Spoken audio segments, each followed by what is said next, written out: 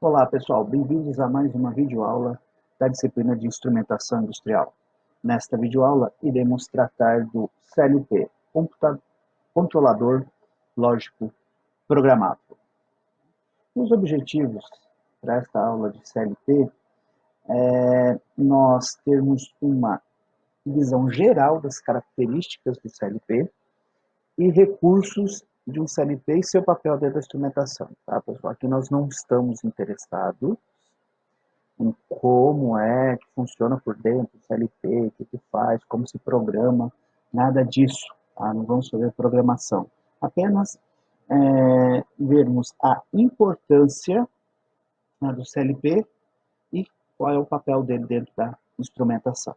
Então, o que é um CLP? Tá? Um controlador lógico programado. Eu tenho uma definição aqui da ABNT que diz o seguinte, que o CLP é um equipamento eletrônico digital com hardware e software com aplicações industriais. Então, um computador com aplicação industriais, com aplicações industriais. Já a NEMA, National Electrical Manufacturers Association, diz o seguinte, que é um aparelho que utiliza memória programável para armazenamento interno de instruções para implementações específicas para controlar através de módulos de entrada e saída vários tipos de máquina ou processo. Tudo aquilo que foi dito pela BNT, né, só que de uma forma um pouco aí diferente. Então, eu tenho, né, o CLP como sendo como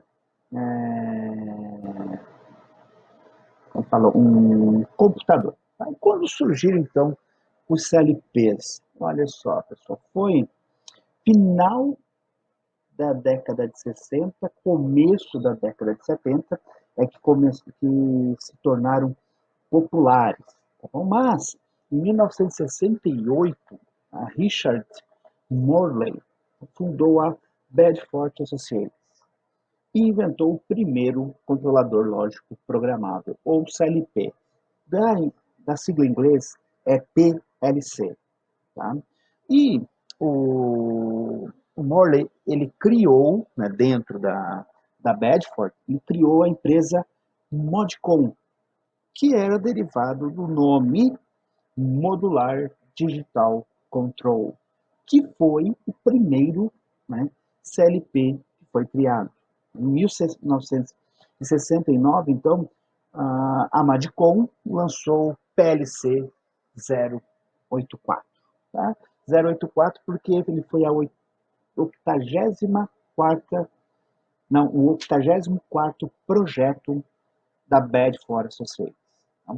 O controlador lógico programável no CLP, ele nasceu, tá, devido à primeira aplicação dele, que foi na indústria automobilística. Então, ele nasceu dentro da GM, da General Motors, devido ao que? A grande dificuldade que a GM tinha de mudar a lógica de controle dos painéis de comando, que até então eram painéis feitos de, de relés, então painéis gigantescos de relés, né? E eles tinham então a dificuldade de mudar esses painéis de comando a cada mudança na linha de montagem. Imagina, mudou a linha de montagem, muda todo o painel, toda a configuração.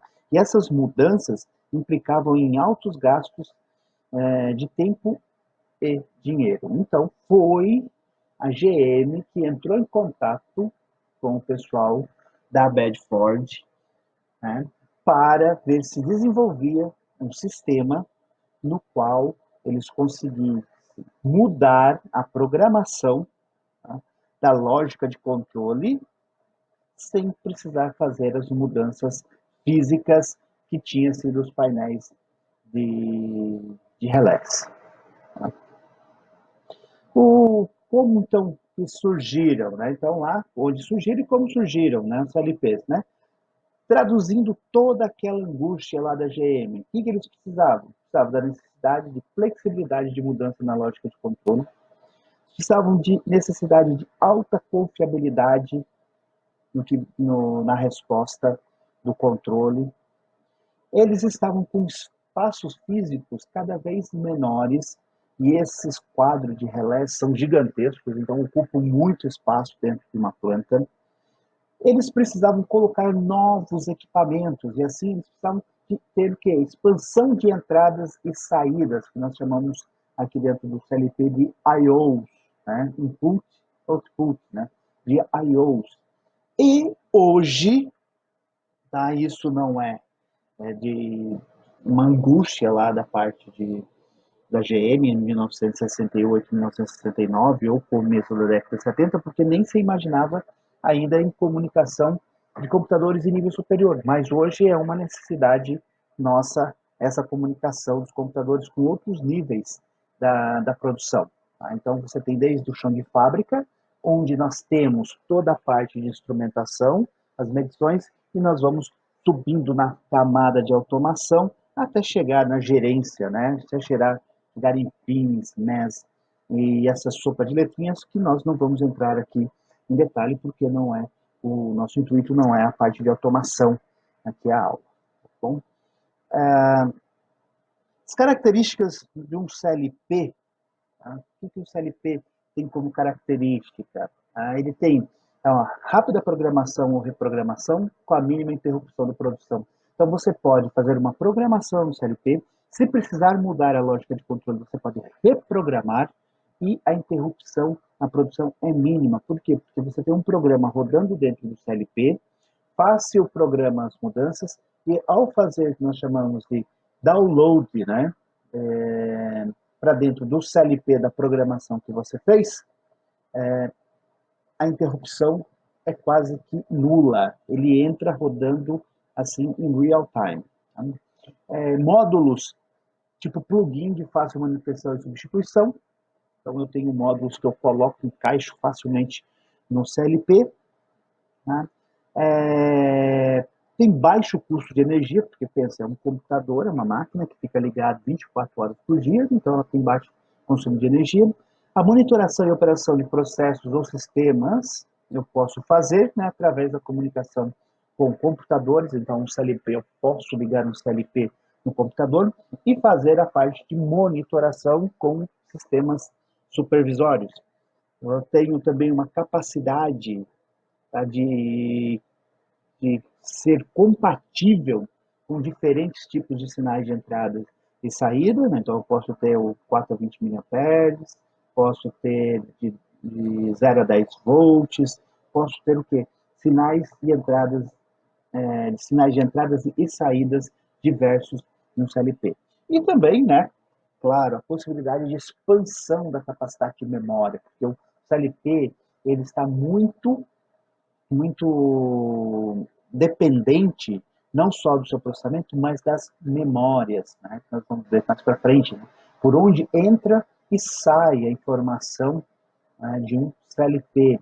E eu posso fazer o quê? Uma expansão nisso aí. E posso também conectar CLPs uns aos outros e assim eu ter uma rede de comunicação muito forte dentro do meu processo. Tá? A evolução aí dos CLPs, pessoal, ele se dá muito pelo desenvolvimento tecnológico da informática. Nós vimos que, vimos não, né?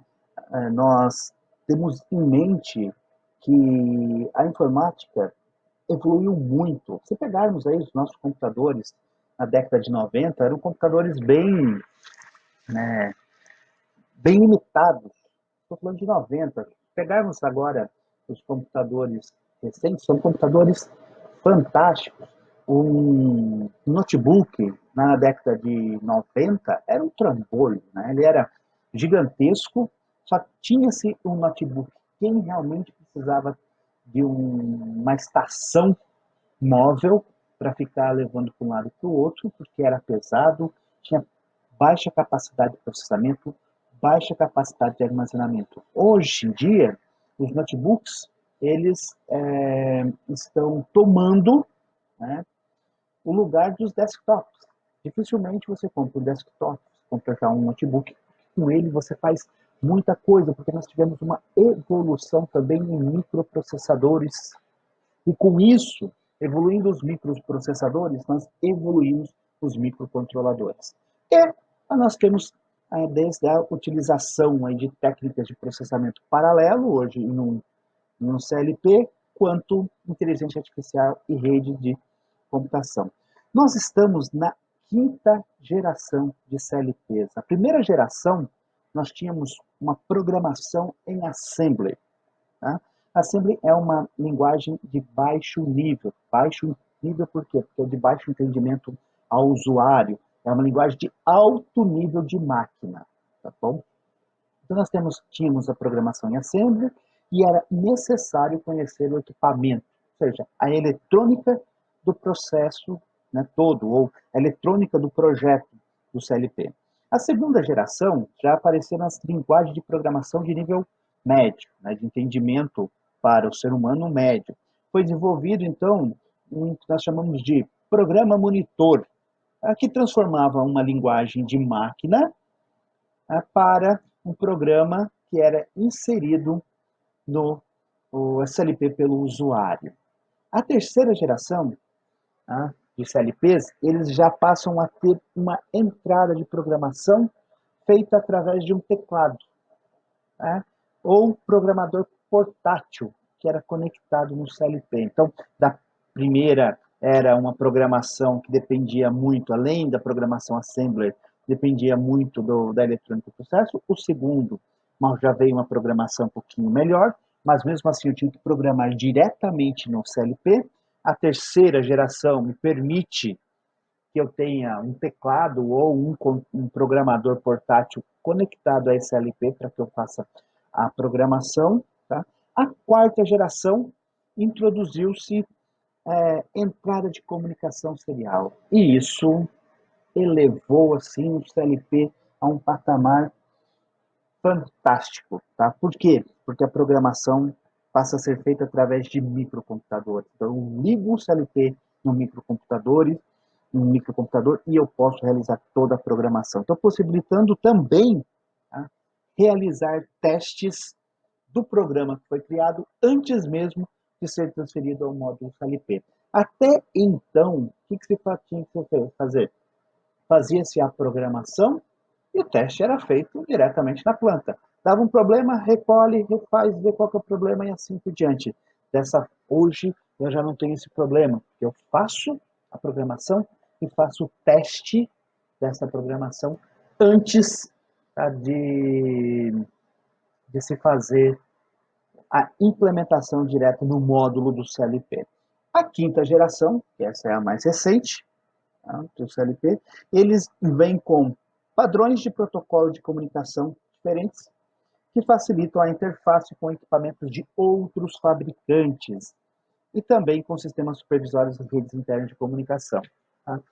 Mesmo estando ali da quarta geração, a terceira e quarta geração, que eu conseguia já fazer uma programação melhor dentro do CLP, nós tínhamos um sério problema. Se comprássemos um CLP da Siemens e o meu instrumento fosse de outro fabricante, eu precisava ter um drive, nós chamamos, para comunicar esses instrumentos neste CLP. E isso era péssimo. Por quê? Porque esses drives eram mais caros que os instrumentos. Então você ficava muito na mão do fabricante, não em função do equipamento ou do instrumento físico que você comprava, e sim dos drives que a gente utilizava. Os drives é como se fosse todo mundo aqui já precisou instalar uma impressora. Precisou? Então, para você colocar uma impressora no seu computador, você tem que ir lá e baixar o drive daquela impressora para que você tenha a comunicação. Então, isso são os drives. Ele tinha isso também para os instrumentos. Então, isso, por quê? Porque os fabricantes tentavam forçar para que você tivesse uma malha composta de um único fabricante. Então, você tinha o CLP, por exemplo, da Siemens, todos os outros instrumentos, Siemens, e era fácil, comunicava-se facilmente. Se não, você precisava dos protocolos não, dos drives, e isso saía muito caro para a implementação da programação e também da parte de toda a automação. Mas mesmo assim, era mais barato, tá? Porque é mais barato tê-lo do que lá no início, quando nós tínhamos todos os painéis em forma de relé. As vantagens, então, que eu tenho da utilização de um controlador lógico programável. Então, eu tenho menor ocupação de espaço, isso é muito importante. Eu posso reutilizá-lo, posso trocar um CLP, colocar um outro CLP num determinado malha de processo e posso pegar esse que eu retirei e colocar numa outra malha de processo. Então, eu posso sempre reutilizar. Programável e reprogramável se ocorrerem mudanças de requisito de controle. A manutenção é muito fácil. Permite a interface através de rede de comunicação com outros CLPs e microcomputadores. E o projeto de controle, do sistema de controle, se tornou muito mais rápido. Tá? É muito mais rápido porque a pessoa que tem uma experiência em programação de CLP, ele vai fazer a programação muito mais rapidamente daquela lógica de controle. Tá? Não é uma linguagem de programação tão muito trivial, tá? Porque nós podemos ter a linguagem de programação do tipo ladder, né, de blocos lógicos, e nós também podemos ter de análises de variáveis linguísticas e dentre algumas outras. A mais usada é o tipo ladder, mas ela não é uma linguagem estruturada. O que é uma linguagem estruturada? É aquilo que a gente faz quando nós estamos com o MATLAB, lá em simulação. O que é o estruturado? Você vai dando um comando, feito aquele comando, passa para a próxima linha, tem o comando, executa o próximo, fez, passa-se para a próxima linha. Não, ela não é dessa forma. Ela faz uma varredura, não na horizontal, e sim na vertical. Então é por posição. Então, ao mesmo tempo que ele está pegando da primeira linha na primeira posição da matriz de programação, ele está pegando na última linha a primeira posição, o comando. Então, é um pouco, até pegar o jeito da programação, pode penar um pouquinho, mas depois que pegou o jeito, vai embora. E é muito legal aí a parte de programação de um computador lógico programável.